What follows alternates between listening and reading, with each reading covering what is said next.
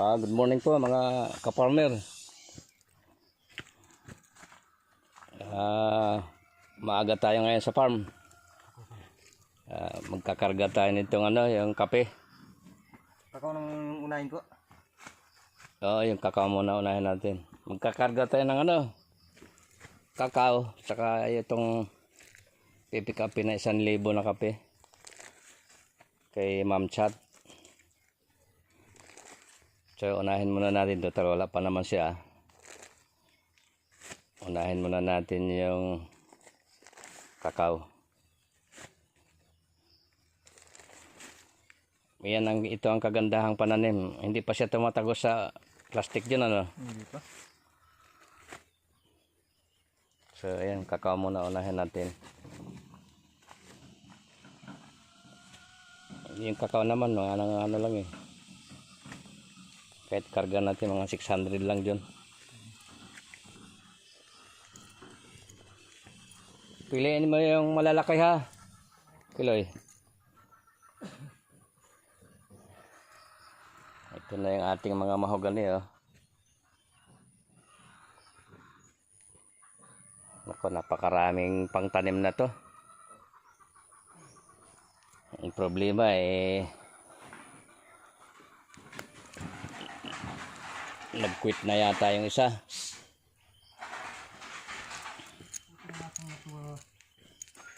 Nakakit pa yung bahay niya eh.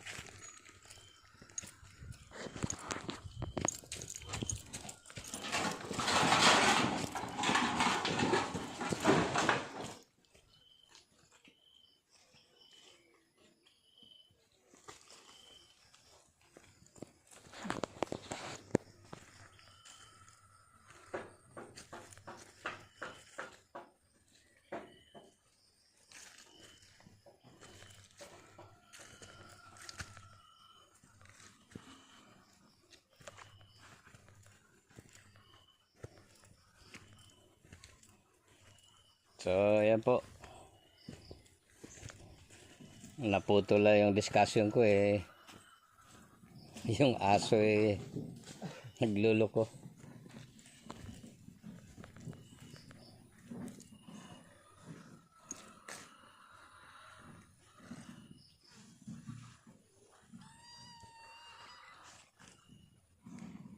Yan, dalawang kuting. So yun, marami tayong itatanim. Meron ding kasoy doon na itatanim pa. Yung problema natin ngayon yung nag-quit na yata yung isa, yung pinagkakatiwalaan ko dito.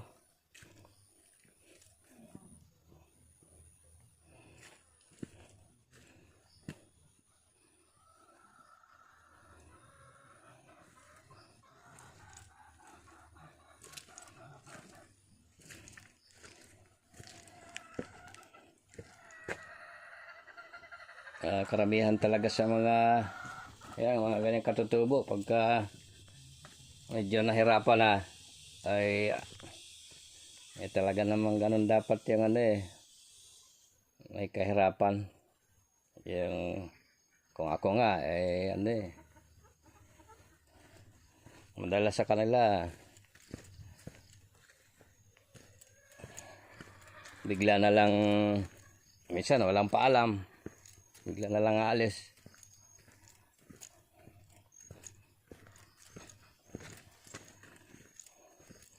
Tsaka madalas sa mga yan, walang isang salita. Sa bagay kasi hindi kasi mga educated yung mga madalas ganyan. Pagka nag-hire tayo ng hindi pupunta. Pupunta yan dito, yung iba wala daw trabaho, kailangan. So pagbibigyan ko yan, nakakaawa ang alam, pagka medyo alam ng nakakapagod, wala na. Huwag mo nang asahan yun na aalis na lang bigla. Sanay na ako sa ganyang sistema, yung mga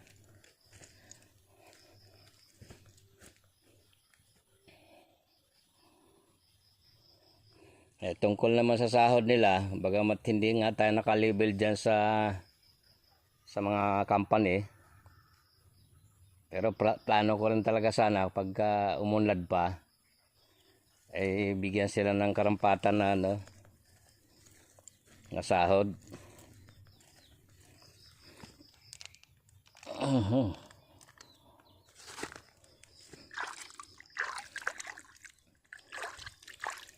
Yung sahod ng mga yan, 7,000. Meron silang 25 kilos na bigas sa grocery.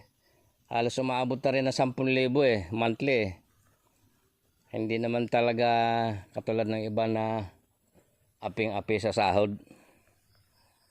So, wala na akong magagawa. Yung iba ay maalis bigla, walang paalam. Medyo minsan nga nakakapika din yung mga ganun . Minsan paasahin ka, papalik. Pero wag mo na asahan yun. Hindi lang isang bis nangyayari sa akin dito yan.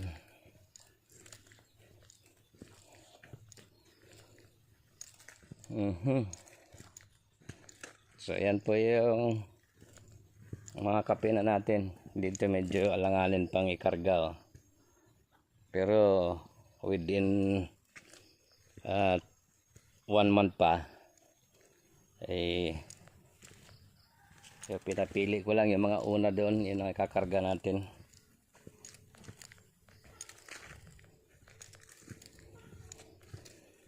Magkakarga din ako ngayon ng kakao pang backload.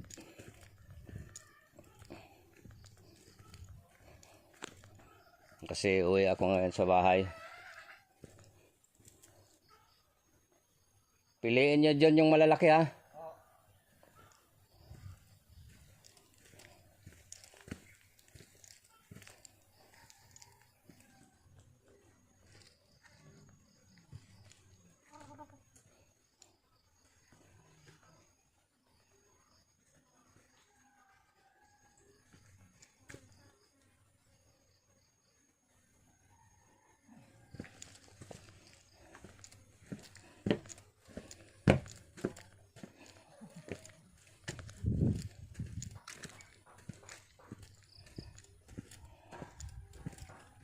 Ko maputik. Ang lakas ng ulan kahapon. Inulitan pa kagabi. Kaya hindi makapasok yung truck dito.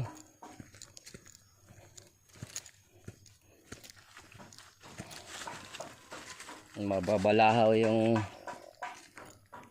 truck natin dito.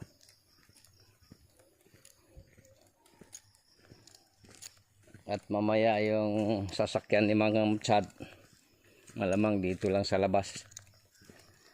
Mahirap na magano yan, putik pa dudulas yung gulong dyan.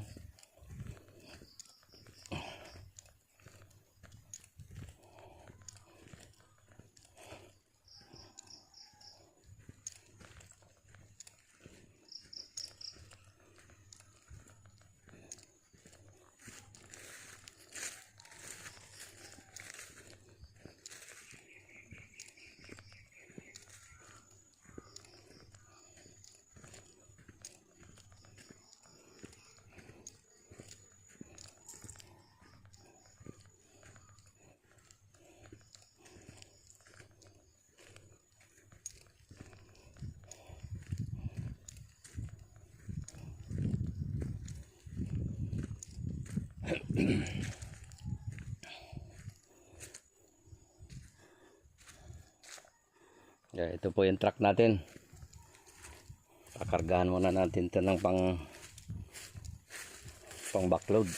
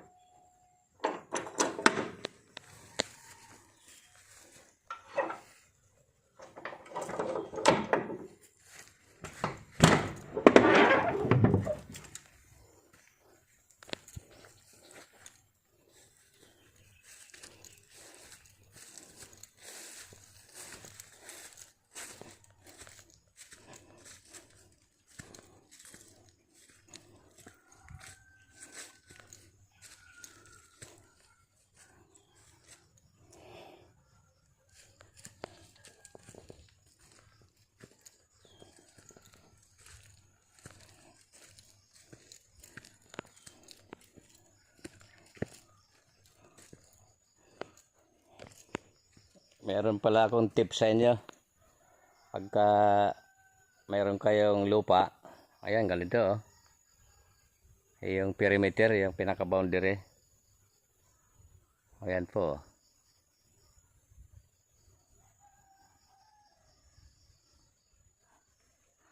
Yung doon nga sa kabila, hindi ko pa nalagyan yun yung sa dulo.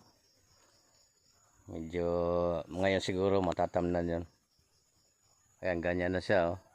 Malalaki na. Ano na po yan? 9 years. Ay, 8 years. Kasi after 1 year pa lang bago napatanim yan.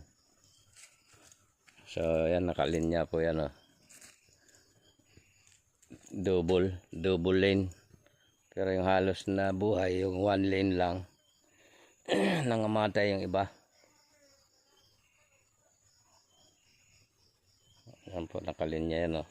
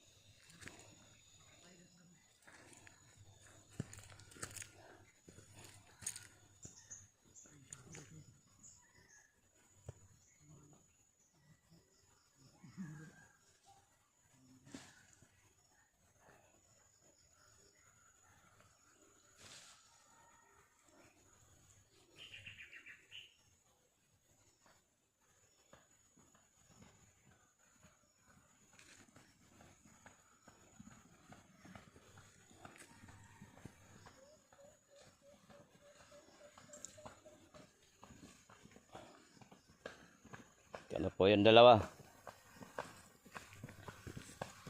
Hindi nagtitiis ka dyan. Sana kung nagsuot ka ng buta meron naman tayong buta.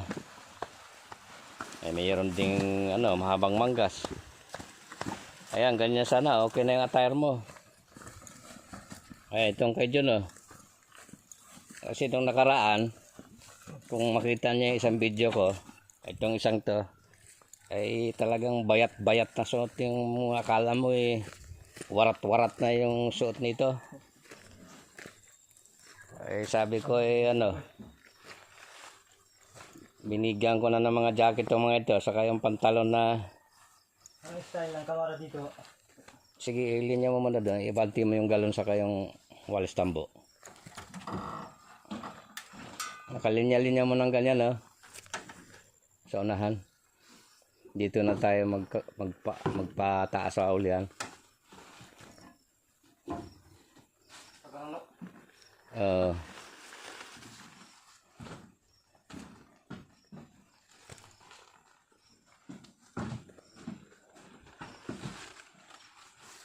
Hindi, huwag mo muna itumba. Sige, pwede patumba mo na kasi may sandalan pala siya dyan. Magsimula ka sa tabi. Sa gitna ka nagsisimula doon sa tabi. Sagad mo na sa tabi ang timano yung starting. Yan.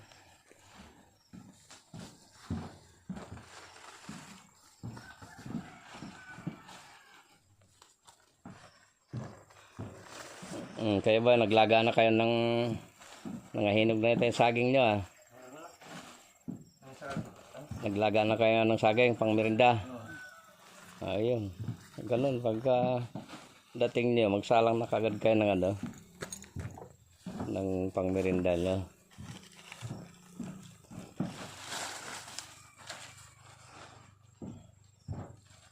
Matagal nyo bago ubusin yung kape na malaki na yon, saka yung Coffee Mate, sukal. Para dyan lang yun sa inyo. Ikaw Kiloy, sa sunod ha, magsuot ka ng mahabang manggas ha. May binigay na ako sa inyo Saka yung buta Kiloy ha. Ay, nagtitiis ka dyan sa ano, masisira yung ano mo, may buta tayo eh. Mayroong mas maliit tayo dyan, kasya dito. Nandun sa bahay. Oh, nandun pala eh. Ngayon, pagka natusok yung paa mo, ay huwag mo kusisiin. Bakit natusok yung paa mo? Ay, nasa iyo na yan.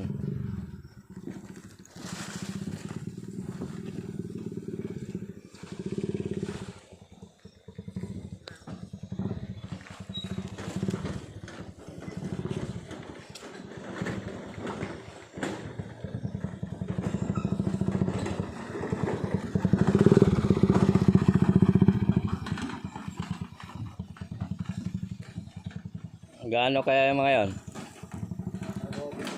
Ha? Tatrabaho dito kay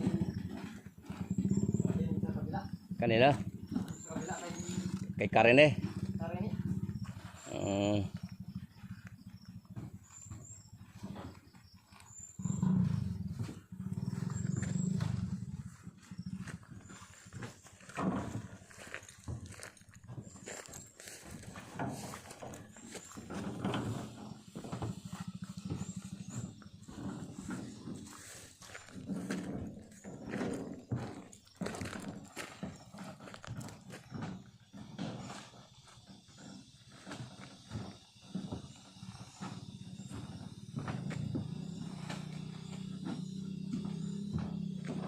Diyan, puro magaganda yung napili nyo.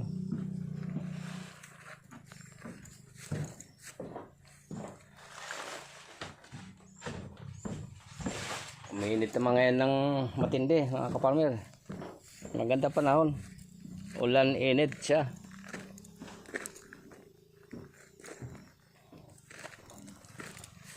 Sige mga kaparmer, yun lang yung konting update natin ngayon sa pang-araw-araw kung na ginagawa. Maraming salamat sa inyo sa mga sumusubaybay. Maraming salamat sa inyo. Ay kahit naman pa paano, unti-unting tumaas yung ating mga subscribers. At doon sa mga una, ay maraming salamat sa inyo. At doon sa mga baguhan pa na makapanood kay Tatang, paki-support po nyo. Yan na pala yung ano, yung tatlong manok. Oo nga, yung isang may tahid, huwag mo isama yon. Tama na lang yung dalawa. Yung dalawa na lang. Tapos isang tandang, yung nandun sa may binunga. Mamaya, pagdating ni Ma'am Chad.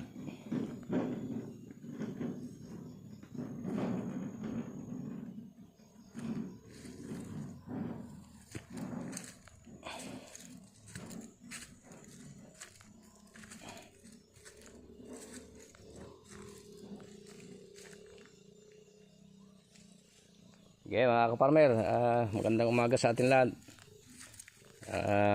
God bless po.